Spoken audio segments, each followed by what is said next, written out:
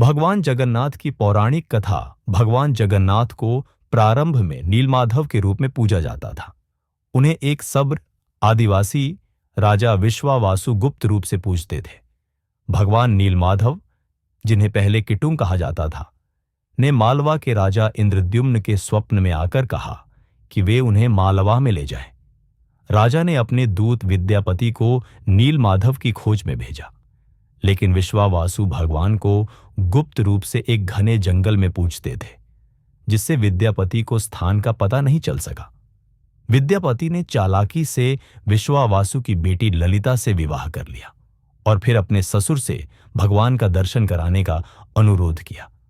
विश्वावासु ने विद्यापति की आंखों पर पट्टी बांधकर उन्हें नीलमाधव के गुफा तक पहुंचाया, लेकिन विद्यापति रास्ते में सरसों के बीज गिराते गए, जो कुछ दिनों बाद अंकुरित हो गए। इससे उन्हें बाद में गुफा तक पहुंचने का मार्ग मिल गया। राजा इंद्रद्युम्न को यह पता चलते ही वे औड्र देश, वर्तमान उड़ीसा में तीर्थ यात्रा के लिए रवाना हुए। जब राजा इंद्रद्युम्न गुफा में पहुंचे तो देखा कि भगवान नीलमाधव लुप्त हो चुके थे।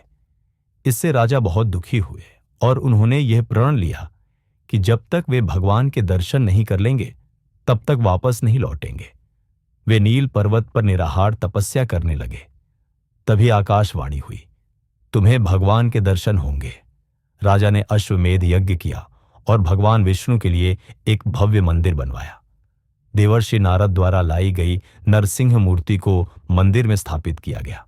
एक रात राजा को स्वप्न में भगवान जगन्नाथ के दर्शन हुए और उन्हें निर्देश मिला कि समुद्र किनारे पड़ी एक दिव्य सुगंधित लकड़ी दारू ब्रह्मसेप से भगवान की मूर्तियां बनाई जाए। राजा ने उसी लकड़ी से भगवान जगन्नाथ, बलभद्र, सुभद्रा और सुदर्शन चक्र की प्रतिमाएं बनवाईं और मंदिर में स्थापित किया।